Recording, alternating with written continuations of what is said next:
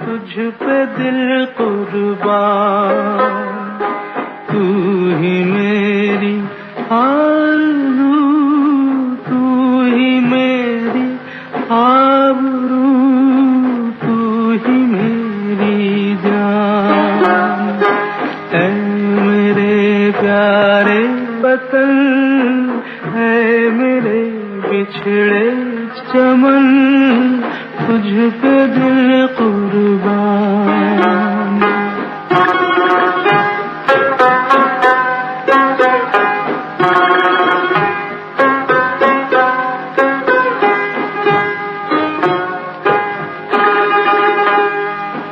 तेरे दामन से जो आए उन हवाओं को सलाम।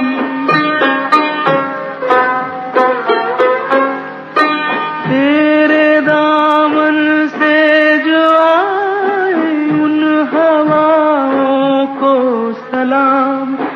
चूम लूं मैं उस जुबां को जिस पे आए तेरा नाम।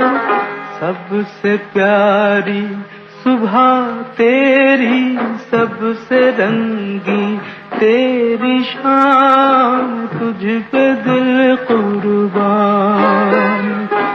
तू ही मेरी आरज़ू, तू ही मेरी आबरू, तू ही मेरी जान।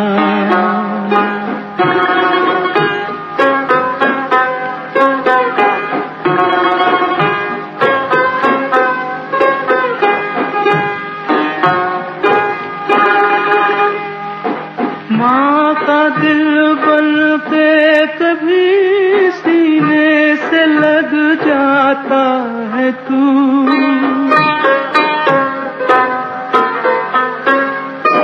माँ का दिल बन के कभी सीने से लग जाता है तू। और कभी नन्ही सी बेटी बन के याद आता है तू। जितना याद आता है मुझको उतना तड़पाता है तू। तुझ पे दिल कुर्बान। तू ही मेरी आरज़ू, तू ही मेरी आबरू, तू ही मेरी जान।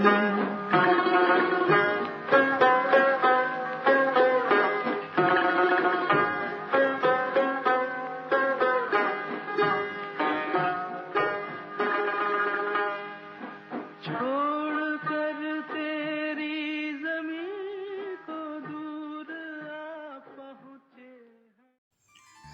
विद्यार्थियों, शुभ दिन। आज हम कक्षा 10वीं विषय हिंदी के अंतर्गत अध्ययन करेंगे पाठ्यक्रम बाकी मुख्य पुस्तक स्पर्श भाग 2 के काव्यखंड से पाठ 6, जिसका शीर्षक है पर्वत प्रदेश में पावश, जिसके रचनाकार हैं सुमित्रा नंदन पंत। किसी भी रचना को पढ़ने से पहले रचनाकार की वैचारिक शैली और उसके परिवेश को समझ लेना अत्यावश्यक है। इससे हमें कविता के भाव को समझने में सरलता होती है। जन्म हिंदी साहित्य की दृष्टि से छायावादी युग के कवि सुमित्रा नंदन पंत जी का जन्म उत्तरांचल, वर्तमान समय में उत्तराखंड के अल्मोड़ा जिले के कौशानी गांव में सन 1900 ईस्वी में हुआ। शिक्षा। आपकी प्रारंभिक शिक्षा गृह जिला अल्मोड़ा में ही हुई। सन 1918 ईस्वी में आप अपने भाई के साथ काशी आ गए और क्वींस कॉलेज में पढ़ने लगे। वहाँ से माध्यमिक परीक्षा उत्तीर्ण कर आप इलाहाबाद चले गए। सन 1921 ईस्वी में गांधी जी द्वारा संचालित असहयोग आंदोलन के दौरान आपने महाविद्यालय छोड़ दिया और घर पर ही हिंदी, संस्कृत, बांग्ला और अंग्रेजी भाषा के साहित्य का अध्ययन करने लगे। कृतियाँ।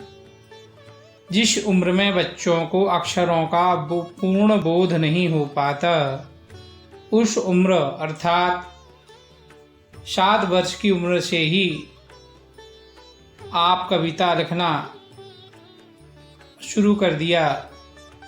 सन 1926-1927 ईस्वी में आपका प्रसिद्ध काव्य संकलन पल्लव प्रकाशित हुआ। सुमित्रा नंदन पंत की कुछ अन्य प्रमुख कृतियाँ ग्रंथि, गुंजन, ग्राम्या, युगांत, स्वर्ण किरण, स्वर्णधूलि, कला और बूढ़ा चांद, लोकायतन, चिदम्बरा, सत्यकाम आदि। सम्मान। साहित्य के क्षेत्र में दिए गए योगदान के चलते आपको कई उपाधि से अलंकृत किया गया। सन 1961 में आपको पद्म भूषण तथा ज्ञानपीठ सम्मान प्रदान किया गया। तत्पश्चात साहित्य अकादमी तथा सोवियत लैंड नेहरू पुरस्कार जैसे उच्च श्रेणी के सम्मानों से आपको सम्मानित किया गया। आपकी प्रारंभिक कविताओं में प्रकृति और सौंदर्य के रमणीय चित्र देखने को मिलते हैं। सटीक शब्दों के चयन करके मन के भावों को व्यक्त करने की अप्रतिम कला के कारण आपको शब्द शिल्पी कवि कहा जाता है। साहित्यिक क्षेत्र में आपको प्रकृति का चितेरा पुत्र कहा जाता है। जीवन मृत्यु के चक्र से यहाँ कोई परे नहीं। जीवन के 77 वर्ष मातृभूमि और मातृभाषा की सेवा करने के पश्चात आप 28 दिसंबर 1977 ईस्वी को इहलोक से परलोक सुधार गए। अब प्रवेश करते हैं विषय वस्तु में। लीजिए प्रस्तुत हैं कविता की पंक्तियाँ। पावस ऋतु थी पर्वत प्रदेश, पावस ऋतु थी पर्वत प्रदेश, पल पल परिवर्तित प्रकृति वेश, पल पल परिवर्तित प्रकृति वेश। प्रस्तुत पंक्तियों में पंत जी ने पर्वत प्रदेश में पावस अर्थात वर्षा की ऋतु का वर्णन किया है। उन्होंने वर्षा ऋतु का वर्णन करते हुए पर्वतों के ऊपर प्रकृति के पल पल हो रहे बदलाव के बारे में बताया है। उनके अनुसार वर्षा ऋतु में पहाड़ों के ऊपर कभी धूप खिल जाती है तो कभी उन्हीं पहाड़ों को घने काले बादल घेर लेते हैं, अर्थात उन्हें छुपा लेते हैं। आश्चर्य की बात तो यह है कि ये सब होने में क्षण भर का समय भी नहीं लगता और कहीं धूप कहीं छांव देखने को मिलती है। मेखलाकार पर्वत अपार, मेखलाकार पर्वत अपार, अपने सहस्त्र द्रग सुमन फाड़, अपने सहस्त्र दृग सुमन फाड़। अब लोक रहा है बार बार, अब लोक रहा है बार बार, नीचे जल में निज महाकार, नीचे जल में निज महाकार। जिसके चरणों में पला ताल, जिसके चरणों में पला ताल, दर्पण सा फैला है विशाल, दर्पण सा फैला है विशाल।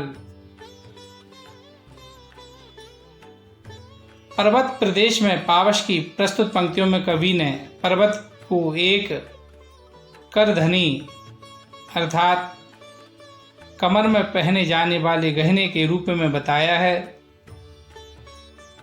पर्वत पर खिले हुए हजारों फूल पर्वत के नेत्र की तरह लग रहे हैं। ठीक पर्वत के नीचे फैला तालाब किसी दर्पण का काम कर रहा है, जिसमें पर्वत अपनी पुष्प रूपी आँखों से अपना विशाल रूप निहार रहा है। गिरि का गौरव गाकर झरझर, गिरि का गौरव गाकर झरझर, मद में नस नस उत्तेजित कर। मोती की लड़ियों सी सुंदर, मोती की लड़ियों सी सुंदर, झरते हैं झाग भरे निर्झर।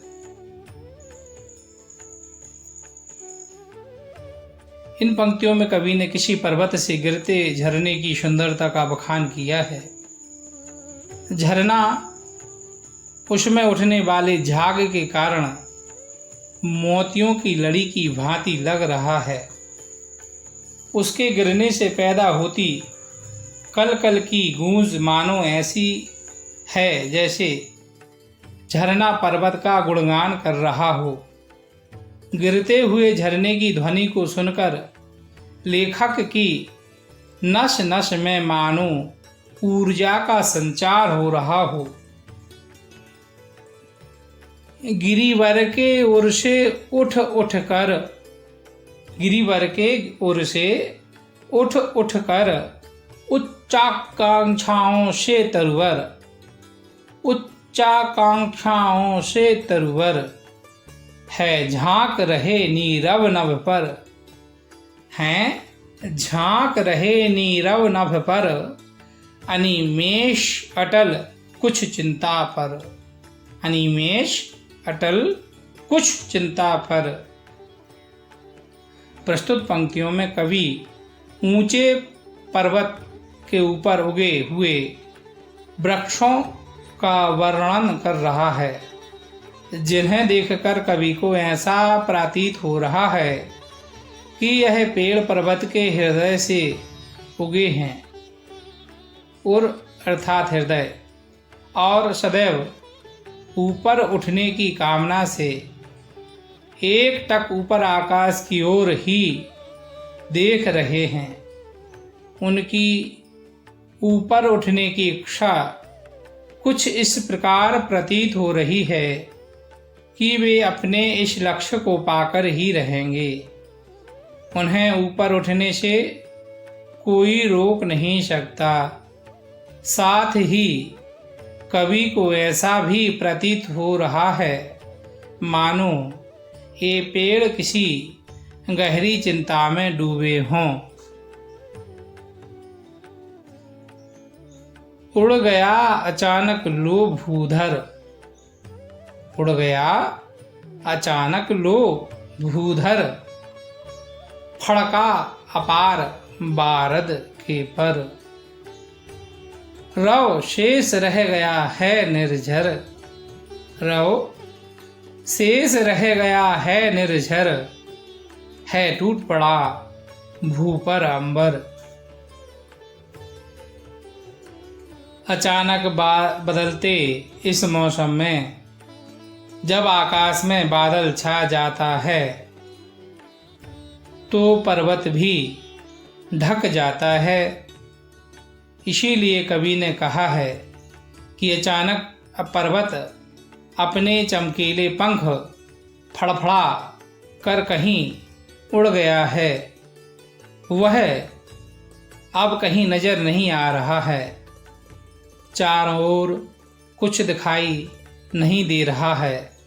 सिर्फ झरने के गिरने की आवाज सुनाई दे रही है। ऐसा प्रतीत हो रहा है मानो आकाश पृथ्वी पर आ गिरा हो।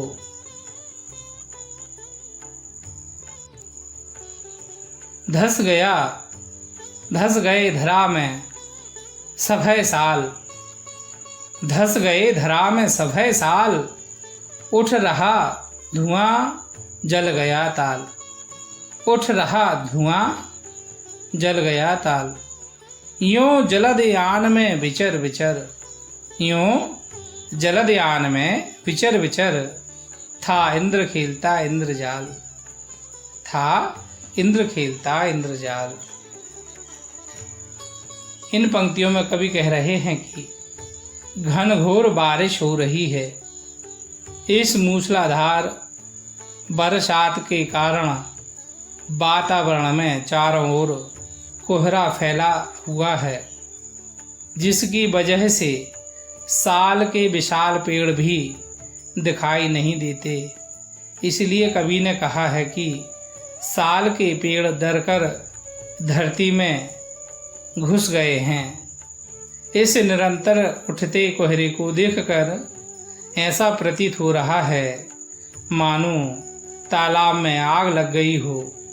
प्रकृति के विभिन्न रूपों को देखकर कवि को ऐसा लग रहा है जैसे बादलों में घूम घूम कर इंद्र अपना खेल खेल रहा हो।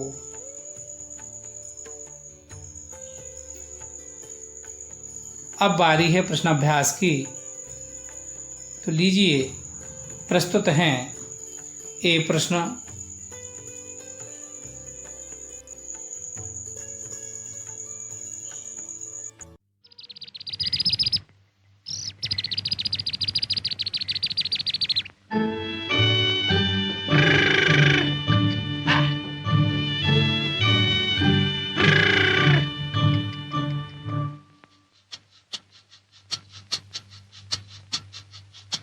सुहाना सफर और ये मौसम हसी, सुहाना सफर और ये मौसम हसी, हमें डर है हम खो न जाए कहीं। सुहाना सफर और ये मौसम हसी।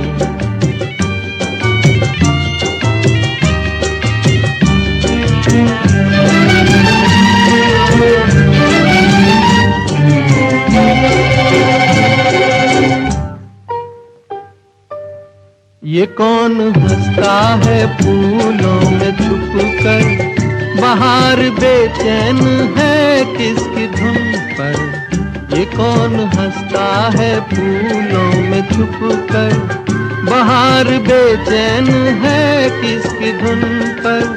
कहीं गुनगुन कहीं रुनझुन के जैसे नाचे जमीन। सुहाना सफर और ये मौसम हसी, हमें डर है हम खो न जाए कहीं। सुहाना सफर और ये मौसम हसी।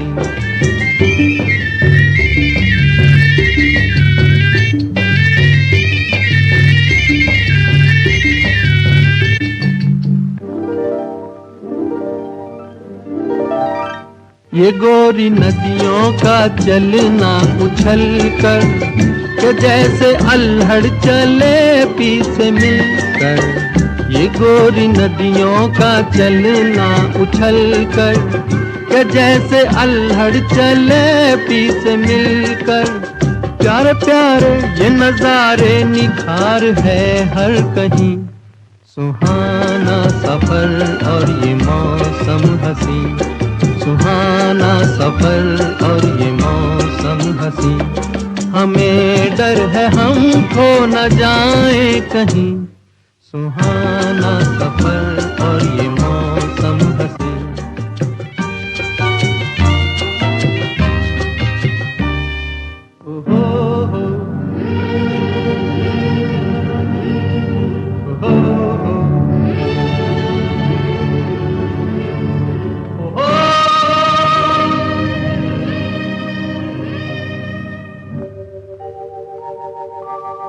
वो आसमां झुक रहा है ज़मीं पर, वो आसमां झुक रहा है ज़मीं पर, ये मिलन हमने देखा यहीं पर।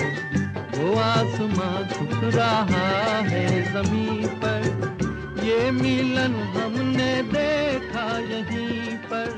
मेरी दुनिया मेरे सपने मिलेंगे शायद यहीं सुहाना।